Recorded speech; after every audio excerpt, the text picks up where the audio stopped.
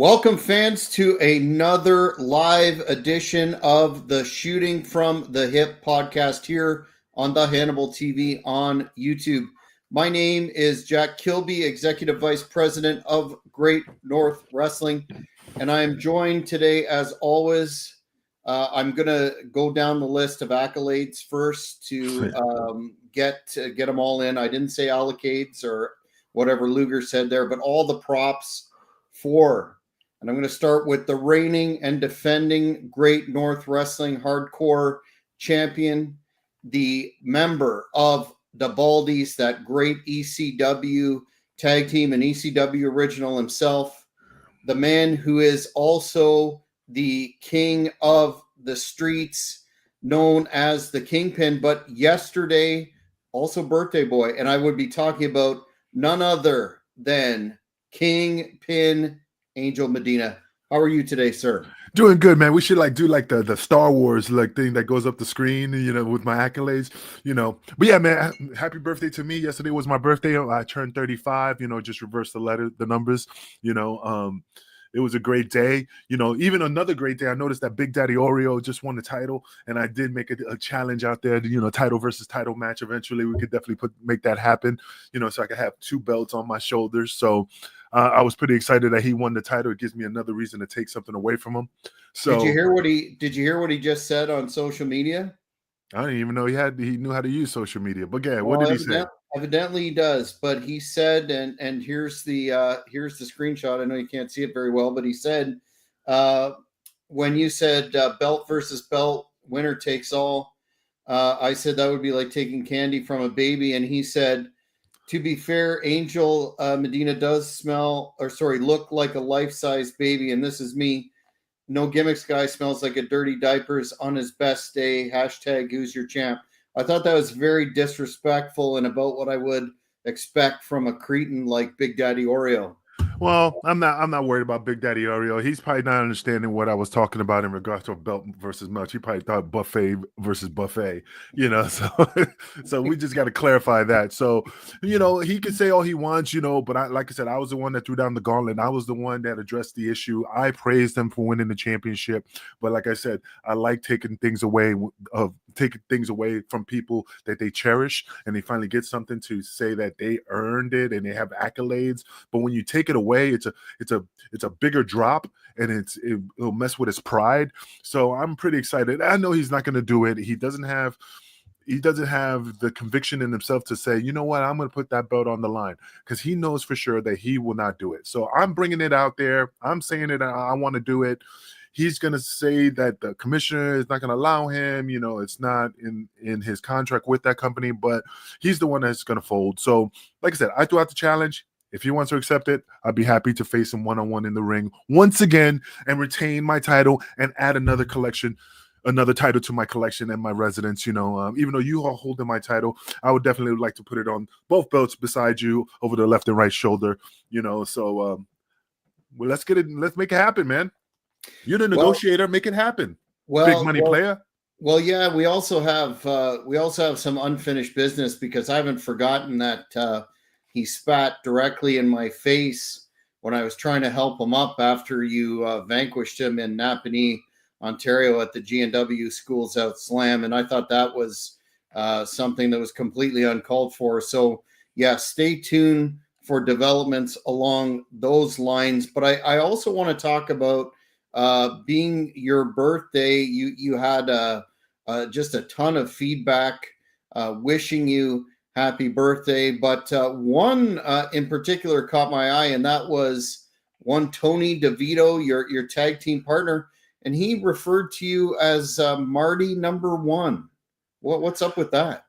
Well, in any faction, there is going to be jealousy in the pecking order of the group.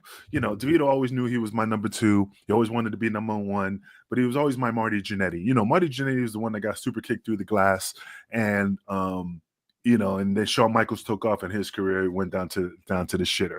So the point is that he's just making that joke that I'm his Marty Jannetty, but he knows for a fact that being on the back of the world's largest man right here, right here, brother, I carried him all the way to the top, bro. I took him to the promised land, and he knows that.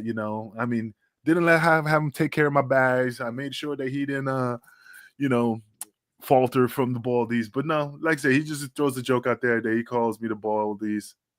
Nick Baldies. He calls me, the Marty and stuff like that. But he does that to HC Low too, due to the Carnage Crew thing. Well, that's a tired old trope anyway, and I think personally, I'm a Marty Jannetty fan. I think he's definitely worthy of the Hall of Fame, and that moment on the barbershop will go down in history as one of the most memorable of all time, one of the best heel turns, only secondary to Hogan being turned on by Paul Orndorff. But the funny thing about that is that it's not they're knocking Marty Jannetty in regards to the name, but just like the movie, and it's it's funny that I'm bringing it up because it's no pun intended. But the movie Kingpin with Woody Harrelson, when they called it the Munson, it's the same thing, man. It just happened that way. And now, anytime you always be my Marty Jannetty, you'll always be my number two. It's a more of a it's fucked up, but it is what it is. It's a shoot and a rib to say like you're below me, Kind of like a second banana in rib style, like this relationship that we have here.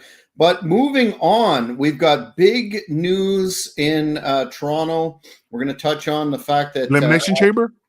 The Elimination Chamber is tonight. But more importantly than that, I just wanted to get your thoughts on the whole Cody Rock situation that they're hopefully paying off tonight in some way, shape, or form. Did you see that? And I may be in the minority here because I know commentators of much more note, such as Vince Russo and others, think that this will pay off in a good way. But I found that promo where he said he wanted his soul to be rather bizarre. What do you make of all that? I'm not knocking it. I'm not trying to shit on it. It's just it's not setting like a good angle. That's all it is. I mean, I could be 100% wrong in regards to that matter, but it's just that give me your soul and I'll take. It's just I don't know. It's like a move. It's like a sequel. It's like you watch your Lethal Weapon 1 and then and then you got Lethal Weapon 2 and then Lethal Weapon 3. But that's the thing. It's just like what messes me up is like how can you say I love you, brother, when he was on the Titantron, and he's praising him, but then at the pay-per-view, he was like, I'm going to shit on you, I'm going to whip you as a dog. It's hard to transition from, and I can't speak for The Rock, I'm just saying the guys, me and him are the same age, we got into business at the same time, but he has more accolades than I do. But the thing is that, like you hated the dude at one point, you don't even like lightly transition little by little, build it up, and then become friends. It was just like, boom, I hate your guts, I whip you like a dog. Then all of a sudden he appears again, brother, I love you, and this and that. It's just it's too quick. But then he's just like, I want your soul.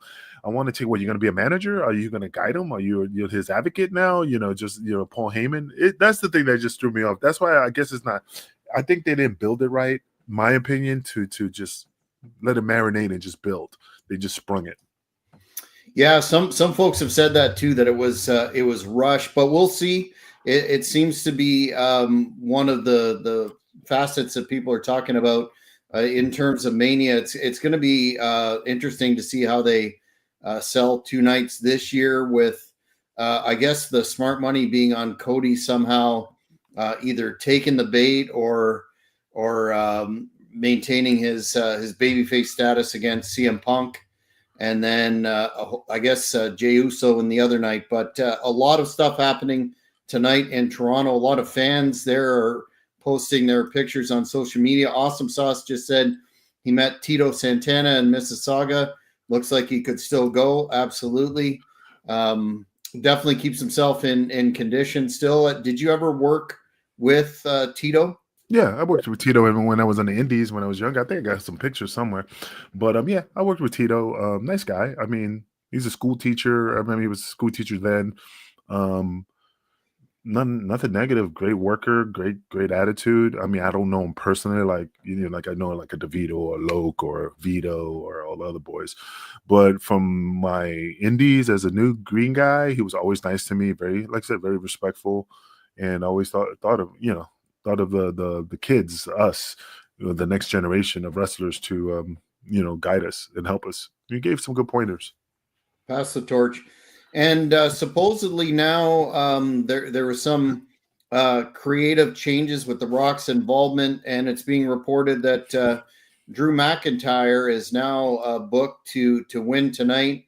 I guess that's as good a choice as any. He's been a consistent performer for sure. But what do you think about his chances in the chamber tonight?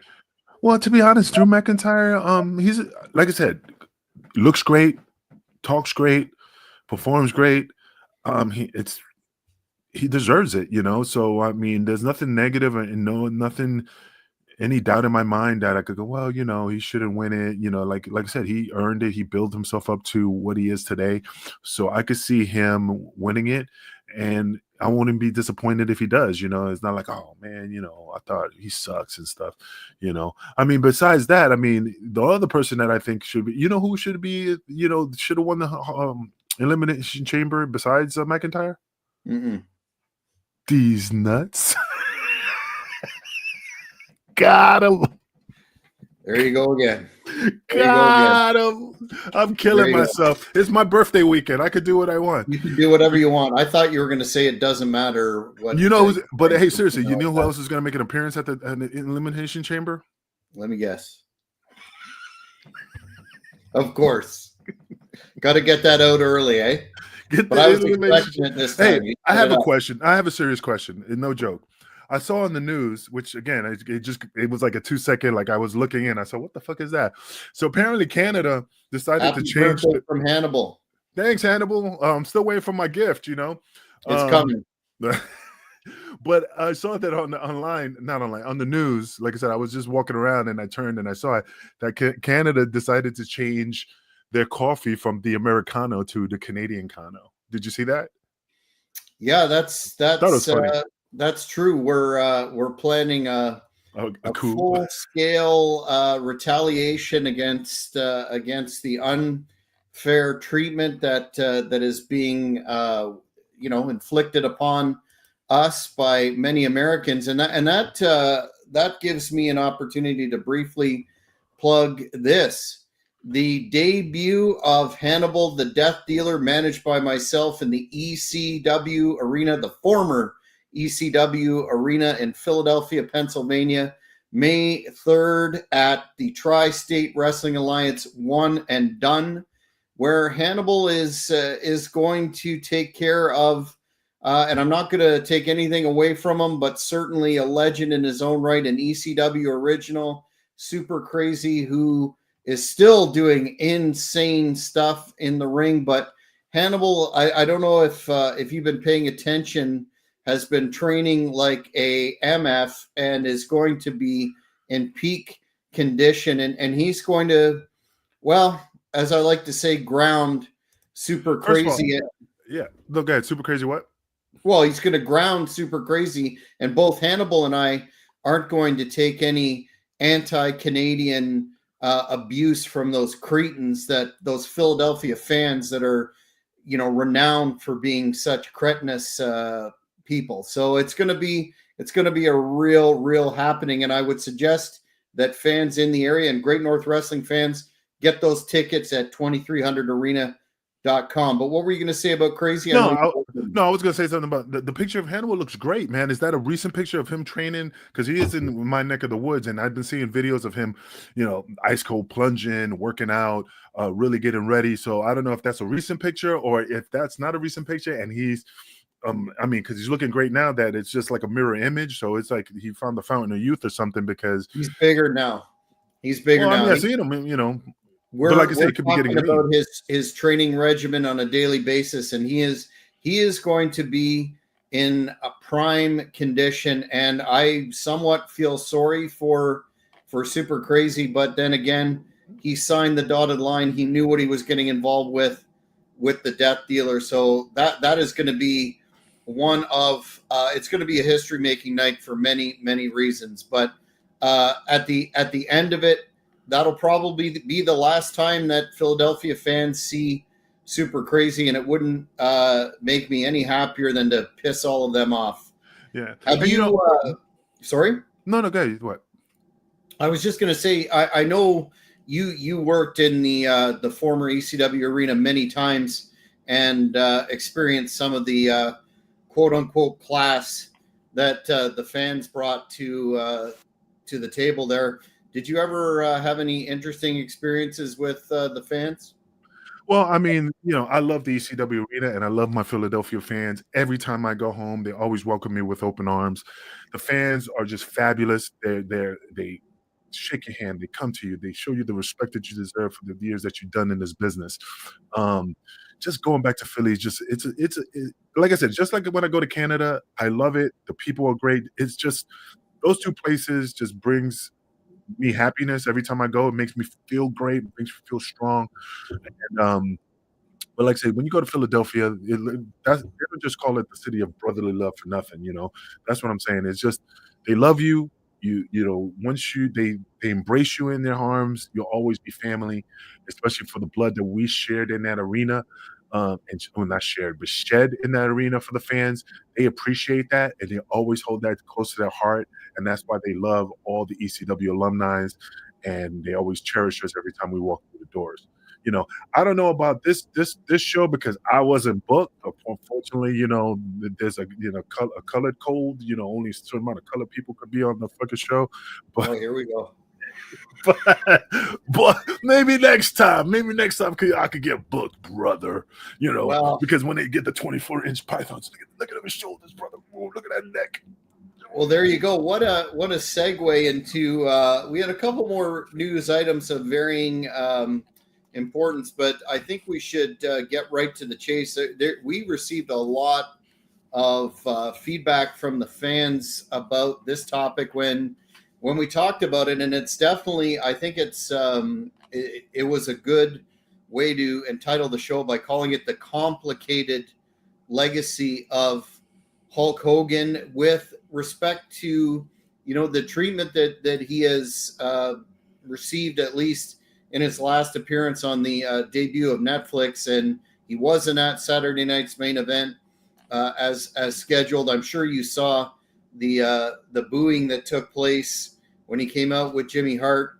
I think it's important though, before we talk about perhaps some of the reasons why he is a controversial figure now, which a fan is saying Hulk Hogan is the most adored wrestler of all time. That may or may not be true, but he's certainly one of the most iconic professional wrestlers, and he was instrumental in popularizing the WWE, WWF, and professional wrestling globally during the Hulkamania era. You can't really take that away from him. I think we're sitting here having this conversation largely because of Hulk Hogan and Vince McMahon, another polarizing figure. And he really brought pro wrestling into the mainstream, and consequently has a lot of old school fans that look back fondly upon him. Were you growing up a fan of Hogan per se, or Who where do wasn't? you land on that? Who wasn't? Who wasn't a Hulk Hogan fan? Don't get me wrong. I mean, I was more focused on the NWA, and like the Four Horsemen and stuff. I mean, that's just my forte. But of course, when I first started, I mean, I was in the elementary school. I'm trying to pause for a second, thinking. No, I was in junior high school. I was in junior high school when Hulkamania ran wild. I remember on the front page of the Daily News where when they had the WrestleMania and they mentioned it. So Hulk Hogan, yeah, man, he's a legend, and a lot of fans, like they hate him, and he sucks. What I mean, it's an up and down cycle, man. It's an up and down cycle. Right now, he's not the flavor of the month, but he's a legend. He earned the respect from the fans for what he did for professional wrestling. He's the man, the father, just like Ric Flair, the father, and Dusty Rhodes. The people who started the foundation of where everybody else is right now. All these millionaire wrestlers, should not bow, but respect the fact that he laid the way. Superstar Billy Graham, all those guys. That's the key factor that they have to understand that even though for whatever reason they dislike Hogan, they have to give him his respect, and and applaud him for what he has done for this business. So, personally, if you don't like him, fine, but give him his respect when he walks to that ring, because he earned it. The way that motherfucker walks, all crippled up and all, I'm not saying he's all fucked up, but you can tell his hips jacked up and his back, he's not moving as fluidly as he used to. Man, he put his body on the line for us, the fans, and the wrestlers that made it in this business. So, like I said, I have the utmost respect for Hogan, for what he's done. If he's done some fucked up shit, yeah, we're not going to agree all the time, but that's his business. Yeah, I think it's hard to argue that anybody of approximately our vintage became fans because of Hulk Hogan. I fortunately saw him live 3 times in the 80s, and that pop that he got from the fans was electric, and something that you don't forget. And we talk about, well, he was technically limited, and he may have had very similar matches and et cetera, but my goodness, did he not have some memorable feuds in the 80s, and was really responsible, again, along with Vince, for putting WrestleMania on the map. Like, if you think of some of the greatest feuds, programs, whatever, that used to last a year, unlike now where you do 3 months of television in one episode, it seems, especially on AEW. But yeah, if you think it's some of those greatest feuds of all time, Andre, Randy Savage, the Mega Powers, Bundy, WrestleMania 2, on and on and on and on. You can't. Some critics will say that none of that matters, but I think you can't take that away. And one of the fans, Awesome Sauce, here is saying, of course, he had that awesome cartoon Hulk Hogan's Rockin' Wrestling. He was responsible for partially getting that together too. You can't really take those aspects of his accomplishments away, can you? No, absolutely, you can't do that. Take away the accomplishments from him. But hey, again, like you mentioned, all those matches, that was great. But you also got to remember there were some sucky ones too, man. To this day, that is ingrained in my brain like a branding iron from Terry Funk is, the no holds bar pay-per-view one match against Zeus, and that blue ass steel cage match, which was again the most horrible pay-per-view, and my dumbass paid for that.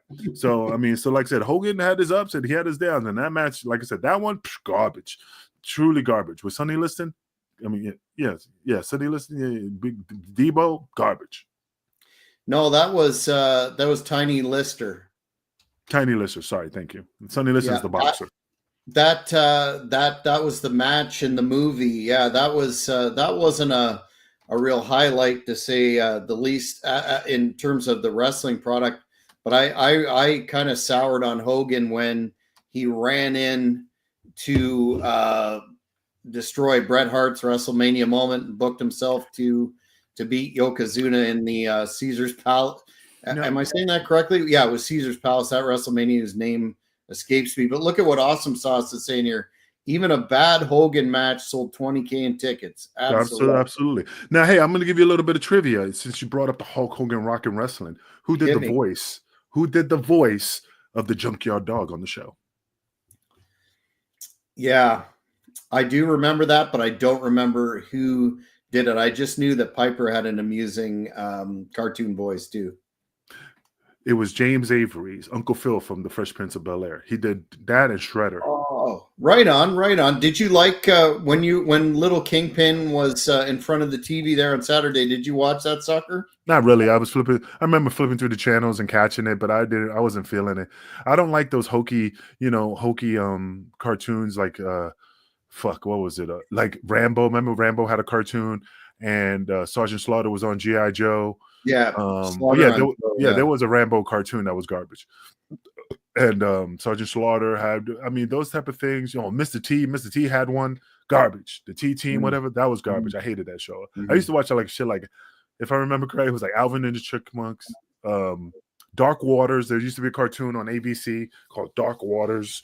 It was like a pirate with elves and stuff, and the Snorks. Shit like that. I was watching shit like those type of cartoons. I did say Alvin and the Chipmunks and Gummy Bears. Yeah. Absolutely. Those were classics. We should also mention that Hogan, actually, Awesome Sauce again is saying Care Bears, not gummy bears. No, there was a show cartoon called shit. Don't even. There was a cartoon called Gummy Bears. Hold I think on. you may have had a few gummy bears. Is that legal in Kansas? No, in Oklahoma it is. Bear with me. Well, while you're looking that up, I think we'd be remiss if we didn't mention Hogan's WCW. Oh, you're gonna prove me wrong. Well, there you go. Don't fucking question me, man. Don't question me. This used to be a cartoon. Master. That was a cartoon. Master. I remember. They used to bounce around and drink that fucking gummy berry juice, and that was their fucking ability. It was like a juice they drank and they bounced around. So don't come back on the show with questions that you don't know, little man. Whatever his name is. What was his name? Oh, Awesome Sauce. But he's saying those are the Berenstein Bears. They're not the those are the Berenstein Bears. But not the gummy bears. That's the gummy bears. Okay. It was a Disney cartoon. Go on to Disney Plus. It's on it. We're going to have to delve into that in more detail. But what about Hogan's on the plus side of the scale? What about Hogan's jump in WCW? And then when not that crap again. Did you buy that off Amazon? No, I got it off his website. It was on sale. Remember, I was like, "Yo, this is on sale for like $20." And you can buy it on Amazon now. Apparently, I know. But remember when I was like, "Yo, yeah." And I said, "This is probably declining because why are they selling it for $20?" Yeah, yeah. Well, apparently it wasn't the best. But what about his jump to WCW and the whole heel turn, the NWO, and really being a principal factor in the Monday Night Wars too? That was something that the business really needed, and he's got to take credit for that along with Eazy-E, does he not? Well, put it this way. I mean, yeah. I mean, he transitioned to WCW because he knew that his number was up in WWF at the time because they wanted to transition to a newer generation for the Ultimate Warriors. The fans were, cheering on him. So he knew, like I say, he had his run. So when he tried to bring it to WCW, it was not,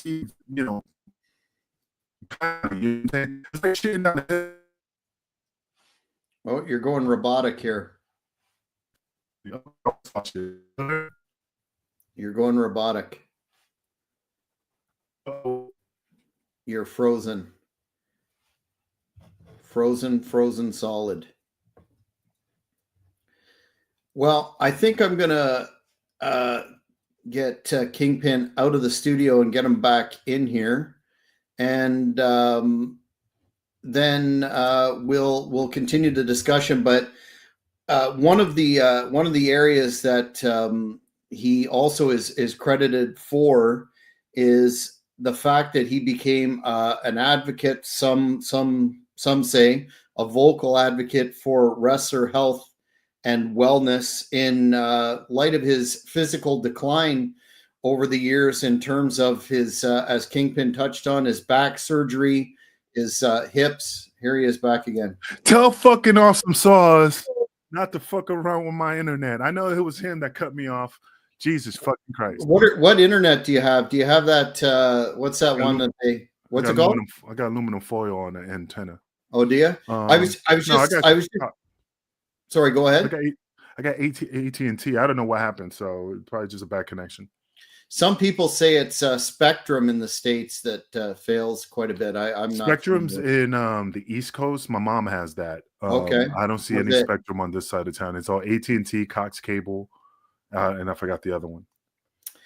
Well, we were talking about Hogan and WCW and getting credit for that heel turn in the Monday Night Wars, and then you went all robotics. You might as well recap. Well, I was just saying that him coming when he had his run in WWF, because Ultimate Warrior was a new flavor of the month, so he had to leave. He already had his run. He knew his time was limited, so he decided to jump ship, which is understandable. It was more money, less time, but the fans still was not receiving him like the way he was always received. He was still the yellow and black. I mean, yellow and red. So him doing the Hollywood Hogan heel turn at that pay-per-view was just the most, to this day, it's the most memorable, the most exciting, the most, fucking mic drops moment of professional wrestling that I'm just like, even I was at work when that, I remember when it happened, I was just like going crazy at work. I even bought Hulk Hogan, Hollywood Hogan tank top. But yeah, I mean, he revolutionized himself. He reinvented himself for Hollywood Hogan, and that was great. I mean, like I said, he just took wrestling to another level after he turned heel. Yeah, and then after that run, when WCW closed, he came back for a while and did a nostalgia tour. He fought or wrestled Shawn Michaels, of course, in that match where Michaels did his overselling. He wrestled Randy Orton, a bunch of the Brock Lesnar.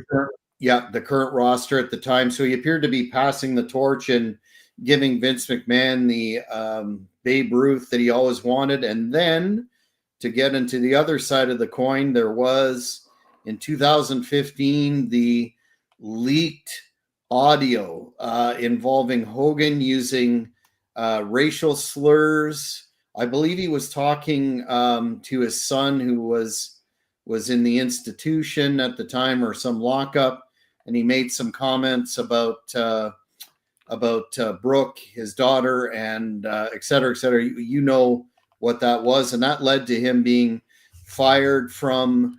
What did he say? Say it. Say it. Say what? Say the word. Say what he said. What say the N word. Say that. I'm not going to say that. You know what it was? It was I can say it. That's right. You can. It's a racial epithet. Because I own it. It's the chocolate mocha.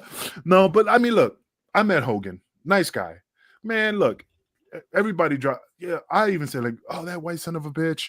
I mean, that doesn't mean you're racist. You're just chipping your teeth, man. I mean, the things that he done for other professional wrestlers like Booker T, Virgil. I mean, if he was racist, he would have not helped those black motherfuckers one bit. He was just chipping his teeth because his daughter probably brought home a thug that looked like it was, with gold teeth and just disrespectful. And he just cut a promo. So, I mean, like I said, man, he just got a bum rap, and I think, I forgive him. I wasn't mad. I was like, yeah, whatever, man. And my daughter's dating a black dude, and and if he got me mad and I dropped the N-bomb, does that make me racist? I just called him a silverback yesterday. And because for my birthday, I was like, yeah, say you silverback, but I'm just fucking around, good kid, very respectful. But like I said, he just was probably upset because his daughter married maybe a lowlife. I'm married, dating a lowlife. Well, I'm not gonna, I'd never get into these discussions about who's a racist and who's not. I just note that he rubbed. Mm-hmm.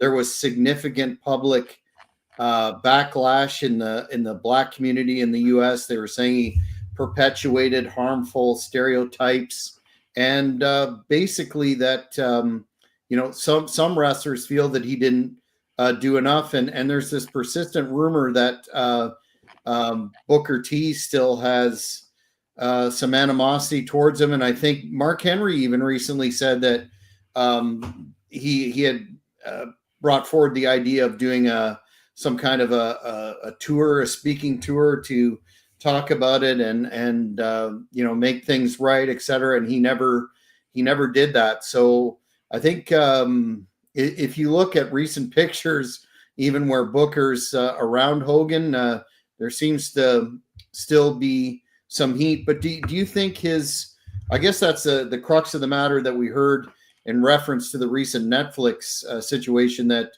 do you think he apologized enough? Do you think you can ever, make things right? I know you refer to me as a white bread all the time and a whatnot, and I forgive you. But do you think Hogan, or no, mostly hillbilly, right? Do you think Hogan has done enough in that regard? Well, I mean, like I said, the guy. The problem is, look, Hogan used the word. I don't think he has a racist bone in his body. He apologized. Take it for what it is. If guys feel butthurt, that's on them. Because Booker T, not knocking him. I mean, he dropped the N-bomb when he was doing that promo with Sherry Martel. But that's different. Oh, he's gonna say, well, that's different. I could say it. Yeah, you could say it.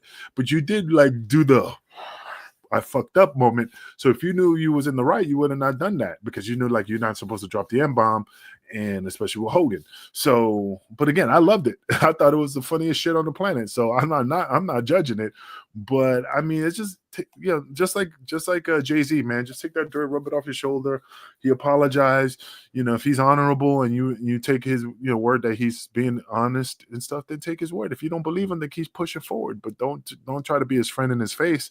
And then as soon as he turns his back, you're like, racist fuck. Keep it 100. What do you think about this is also another factor in this discussion that's important. What do you think about WWE? They believe it or not, they got some criticism at the time when they gave Hogan the Benoit treatment, and they removed him from the Hall of Fame. They erased him from the digital platforms. In the openings, you always saw Hogan, et cetera, et cetera. Then he was gone. And they were not as widespread as the criticism of Hogan, but they were cited for bowing to cancel culture. Don't you think it was kind of silly to try and put over Hogan? Benoit is one thing, but Hogan is another. That he just for those number of years just was gone.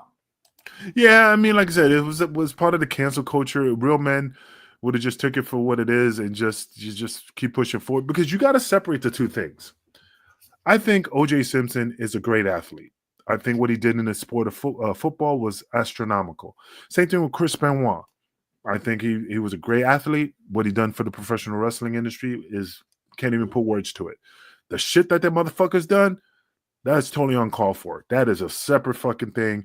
Those motherfuckers should be burning in hell, and if they were still alive, under the jail. So you separate those two things, because they're not, they still on the Mount Rushmore of the sports. Just keep them there. And what they did, never bring it up. And just, it is what it is. You can't take away ability and talent. So you can't just say like, well, he doesn't deserve to be in the Hall of Fame. But no, he does, because what he done on the gridiron, what he done in the wrestling ring has nothing to do with the fucking motherfucker did when he walked out that fucking door at the arena and did what he did to Nicole Brown Simpson, or what he did to, Woman and his kid. Two different things, But like I said, they should have not canceled Hogan. That was his business, and that's personal. And he's still one of the greatest athletes out there that made this sport what it is. But then in 2018, he was reinstated, and that caused a lot of people to complain, saying that it undermines, the accountability that he had for his behavior. And then followed on the heels, heels exactly, with the sex tape controversy that further.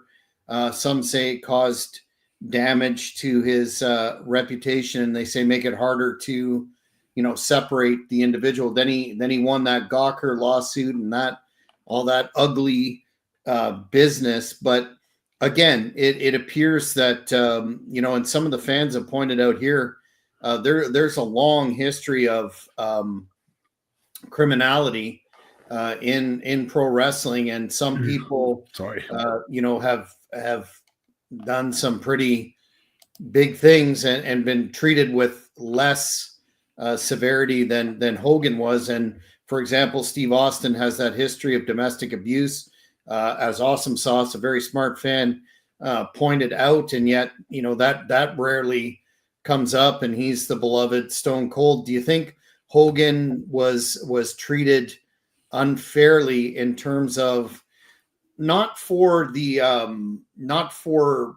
suffering consequences for the initial incident, but how harshly he's been regarded by some people for a very long time compared to others in the industry that have arguably been involved in some pretty bad things. Yeah. Well, but look at Vince McMahon, perfect example. Now that he's no longer part of the company, the story is that he was paying this woman, paying her money to shit on her, to pee on her, and all this stuff. That bitch was down with the program. She was making that money. She was getting the cars. Once he said, that's called coprophilia. What you described there. Well, I ain't copping shit, but no, but seriously, she knew what she was getting into, and then all of a sudden, when he said, "Look, I can't fuck with you no more," then all of a sudden, like, oh, I felt forced, I felt this, and you don't know the story, you don't know what the real story is. All you hear is one sided from a person who either a just was not getting a payday anymore, and she wanted to cut a promo and try to destroy him, and stuff. And like I said, I got no love lost for Vince or hate. I'm just looking at it for what it is, because like I said before, in the many shows, and you can go back to all the shows that we've done, there's a lot of fucked up shit that I see in professional wrestling. There's a lot of fucked up situations that I was witness to that women were willing to do. And all they had to say is, I ain't fucking with you. I don't do shit like that. But they did it. Not with me. I'm just saying I was around that time. And then all of a sudden, if they come out the woodwork like, oh, this happened. No, bitch. That was consensual. That was, there was no fucking force involved. Now all of a sudden that I don't want to fuck with you no more. Now I'm a fucking heel. Now everybody hears that one side of the story. Poor woman, poor dude. So well, that's why they call this shooting from the hip. Those opinions are those of the Kingpin and do not necessarily reflect those of the Hannibal TV. But no, I applaud you for your perspective. But basically, what you're saying is Hogan got it a little harshly. Yeah, I mean, the guy didn't deserve it. Like I said, yeah, he fucked up. He apologized, man. But don't take him off the Hall of Fame. I mean, the guy earned it. There's a lot of fucked up shit that has been done in this business. Like I said, the Vince situation, all the other shit, and the Pat Patterson situation. There's a lot worse situations. Yeah, there's a lot of shit that and you're holding Hogan at this level, and Pat Patterson was still on the TV, still in the Hall of Fame. That was rumors. Those were innuendos. Those were, all the shit that everybody talked about. But he wasn't canceled. You know what I mean? Like, so what made him any special than Hogan? Because he was not a main star? That he was just behind the scenes and nobody's going to notice? No, not knocking Pat, nice guy, but I'm just saying, facts are facts. Well, yeah, I think you make a good point that especially with well, as always, but with Patterson, he was instrumental to Vince in terms of creative and may have I've read a lot about this, and he may have been fired, he may have not been fired, but regardless, he was brought back in pretty short order. Meanwhile, Hogan sat on the bench for 3 years. What about the controversy over Hogan? This contributing to some of the animosity to him. Hogan being the master of backstage politicking and his creative control in WCW and animosity lingering from that. I mean, if you look at the Bash at the Beach thing with Russo, that all kind of came out there and was highlighted. But do you think any of that within the industry itself played into him being treated in the manner in which he has? No, not really. I don't think so. He was just doing what he needed to do. But I did have one thing to bring up after this. Just Lex Luger situation. Lex Luger was held accountable in regards to Elizabeth's death. He wasn't canceled. He was a contributing factor for what happened to Elizabeth. And he wasn't canceled. But now he's in a wheelchair, not knocking him. Now he's not the total package. He's the co-hanger. He's just not, he's doing his best to make his life better. He's in religion. But like I said, same thing, man. You can't pick and choose who you're going to cancel or not cancel. You're going to treat everybody the same. You got to do it across the board. And it's just an up and down scale. Anyway, the Hogan thing. No, I mean, I don't think it had anything to do with what, that helped to push that level of him being, not liked or whatever. That was business. I just think that was just business. Well, it is a cutthroat business. When you look at the modern discourse around Hogan, and I mean the past 2 to 3 years, it seems like there's a whole subgenre that is developed about Hogan. There's several videos out there about the many lies of Hulk Hogan and some of the rather ridiculous, I want to say, misrepresentations or alternate facts or whatever you want to call it that he's put out there, differing from one of his books to another. But some of them include that he was, going to be a bass player for Metallica. He was about ready to jump to the UFC, and then some of the mythology around WrestleMania 3 that he's propagated out there. He's, I guess, by the same people that are still critical of his initial scandal there, they do a lot of criticism, basically calling Hogan a liar. Some of them are called the many lies of Hulk Hogan, and there's a number of episodes of each of these. What do you think about his? I guess it's safe to say that he has an affinity for stretching the truth or embellishing stories. Is that a wrestler thing, or where do you fall on that? Yeah, that's a wrestler thing, man. I mean, a lot of wrestlers embellish stories, to get themselves over. Like I said, he's the only one that knows the truth, and the guy who was there, or the girl was there, or the people that were there know what truly happened. And and that's what they rebut. That's called a rebuttal. And when Hogan says something and somebody goes, "No, that never happened," I mean, the same way if something happened in ECW and somebody says this is what happened, I'm like, no, that's not what happened. And I give them my side of the story. So, no, man. I mean, if he stretches the truth, that's just a normal human nature, to try to make yourself more important than you are. Well, I think it's a matter of degrees, and he's certainly come out with some real whoppers, which hasn't really enhanced his reputation. In fact, to the contrary. But you brought up Vince McMahon, and I just had a thought I wanted to ask you about too, which is in relation to Hogan. As you pointed out, Vince has got some, or had, I guess the suit's over. I'm not really sure where that's at anymore, but there were or are persistent rumors that Vince is looking at starting his own. Here we go. MSB just pointed it out. I hope he creates a new company, and he'll be the first to support it. There's rumors out there that he was working with Fox to start a new company, an entertainment wrestling company. Not really sure. Fox then made a statement, I believe, that they aren't working with him. He was recently at the Super Bowl. He looked a lot better now that he's let his hair go back to natural, and he's not, sporting that evil cartoon heel mustache. What do you think about an almost 80-year-old Vince McMahon starting a new company, and do you think he's going to get funding for it? I mean, like, anything's possible. You can get funding for anything. It's great that he's back. I mean, yeah, the mustache that he had was kind of creepy. It was like a French. A lot of French people get that thin, Inspector Clouseau mustache. But anyway, it's like Boris from Dudley Do Right. Yeah, it's one of those. Pencil gimmick there. Yeah. But I mean, Vince is 80 years old, absolutely. But he's all about making that money. And if he can make another go around to make things better, and another company to challenge WWE, yeah, absolutely. Anything's possible. He just has to find. Though? Why at not? 80?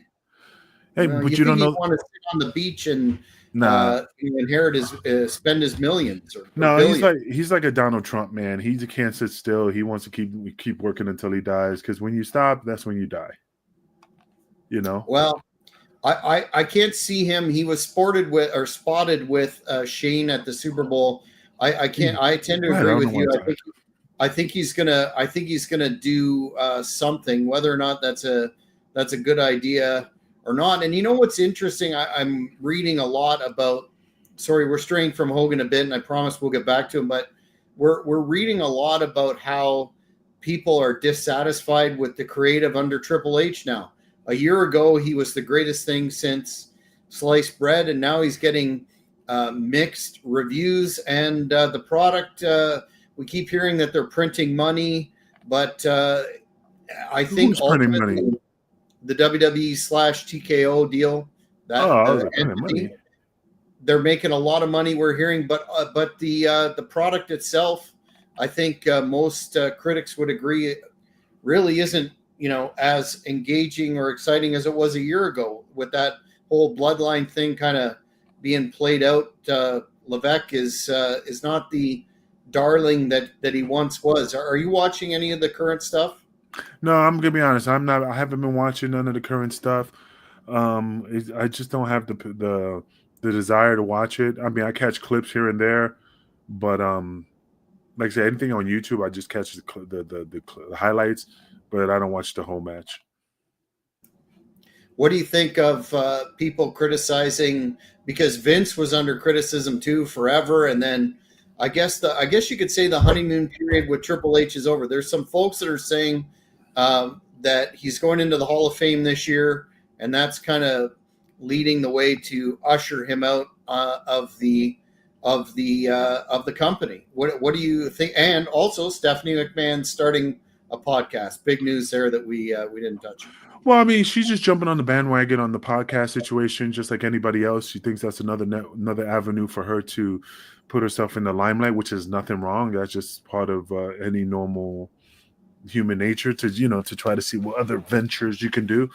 What was the other one that you said? Just, do you think the honeymoon period Triple with H. Triple H as the creative mastermind is over, or do you think there's a chance that I've heard this a couple of times that they're going to put him in the Hall of Fame and then move him out of the entity that is TKO, WWE, Endeavor, whatever the organization is called? Well, I mean, there is no honeymoon. I don't think that the honeymoon is over for Triple H because I never saw that there was anything that was glorious that made it go, oh shit, this motherfucker is the messiah of fucking storylines and professional wrestling. He's just a man with a lot of knowledge and has a passion for wrestling. So I don't think there wasn't any honeymoon. I don't even think there was a reception. I don't even think there was a fucking wedding. So I think it was just what do you call it? Common law situation where it is what it is, and I'm with you, you with me, and that's it. So I don't think anything negative about that. Like, no, I don't think there's no honeymoon over situation.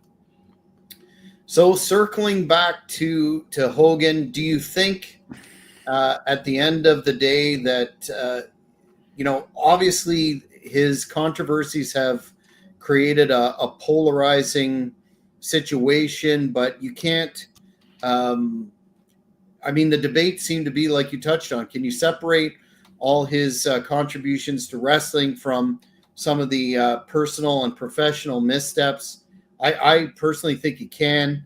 Yeah, I think you can't argue with the fact that he is definitely responsible for a lot of the revenue that's generated to this day, et cetera, et cetera. But do you see the WWE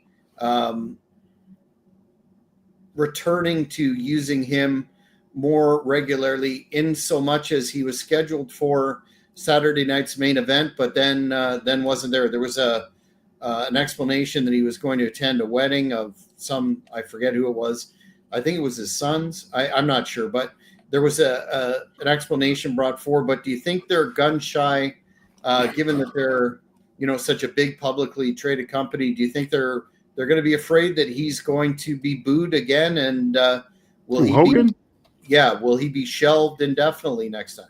No, I don't think he's going to be shelved. I just think, if he gets booed, then they just take him off TV for a couple months, maybe 6-7 months, maybe a year, and then he comes back. Also, fans would get, out of sight, out of mind, bro. So they could do that. So I think they should just, if it doesn't work out this time, just take him off TV for a little bit, and then reemerge himself after that. What do you think about somebody? People have said, well, if he's booed when he comes out in the yellow and red, waving the flag, next time that he should turn heel, and they should bring him out as NWO Hogan to be the All-American beer or American beer spokesperson. What do you think of that? He's just trying to promote his brand. I mean, the guy is just using every type of opportunity to promote whatever he has his hands in. If it's a fucking grill, if it's a fucking shaker, if it's a fucking Hulk Hogan condom, he's just willing to just fucking put his neck out there just for fucking making that cash. So, that's just a platform that anybody would do it. But of course, he has to get permission to do it. So it's not like that nobody is unaware that he's going to come out with a beer in his hand. But do you think that would work if he became Hollywood Hogan again to promote the beer, but take on that heel persona, or do you think that's just talk? Yeah, I mean, bringing him back, he's old, bro. That's like me. Let's say New Jack was still alive, and he's 65 years old, or maybe 70, and his music hits. You're gonna look at him like, this motherfucker is just old, bro. Even though he's an OG, he's just this decrepit wrestler. So, not knocking him, it's just there's a different level, man. Look at Arnold. Look how Arnold used to look in the 70s. The fucking Austrian oak, the monster. And now, he's old. His body's not as what it used to be. Frank Zane fucking was shredded a proportion. Saw recent pictures of him in his 80s. Just looks like any regular old dude. I mean, and if he tries to get on stage to make a comeback, people are going to go, oh, bro, you don't have it anymore. It's gone. Your testosterone is low. So, I mean, like I said, Hollywood Hogan, just keep Hollywood Hogan where he's at on the videos, on the posters. But that's it, man. For him to bring it back it's just going to tarnish it. Even I had read that he had signed to appear at all the Saturday night's main event, so that might be a little bit of overkill. But if he made, Legends appearances, say at WrestleManias or whatnot, would you support that, or just take him off TV indefinitely? Don't take him off TV. You don't take him off indefinitely. Just take him off for a little bit. Like I said, out of sight, out of mind. Once you take him off TV, then that makes fans miss you more. You know what I mean? That's all it is. If you take him off the TV, fans will be like, oh, man, what happened to Hogan? Then he makes his Phoenix rise until years later. Fans will pop. Mm-hmm.